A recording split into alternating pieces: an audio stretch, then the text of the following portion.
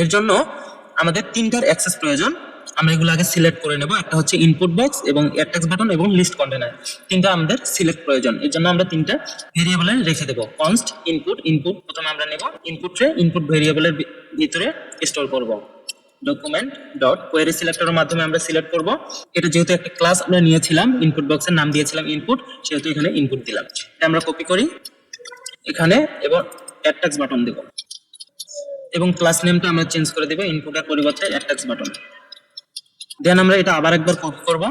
Copy করার পর এখানে আমরা দিব লিস্ট কন্টেইনার এবং এখানেও আমরা নামটা পরিবর্তন করে লিস্ট কন্টেইনার দেব।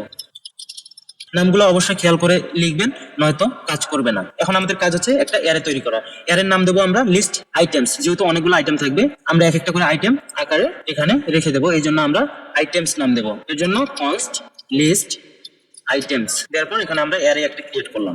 অ্যারের ভিতরে একটা অবজেক্ট থাকবে। এখানে আমরা প্রথম যে ওয়েবসাইটে খুলবে বা প্রথম যখন এখানে আসবে তখন ইনিশিয়াল অবস্থায় কি লেখা থাকবে, এর জন্য আমরা একটা আইডি ক্রিয়েট করব, র্যান্ডম আইডি। এর জন্য আমরা কি করব, ক্রিপ্টো ডট র্যান্ডম ইউআইডি এখানে কল করে দেব। এখন আমরা কি করব, এখানে টেক্সট থাকবে আমাদের। টেক্সটের ভিতরে আমরা নিউ টেক্সট এটা আপাতত রাখতে চাচ্ছি, যে আমাদের ইনিশিয়াল অবস্থায় কেউ যদি এখানে ঢুকে তাহলে এই লেখাটা দেখতে পাবে।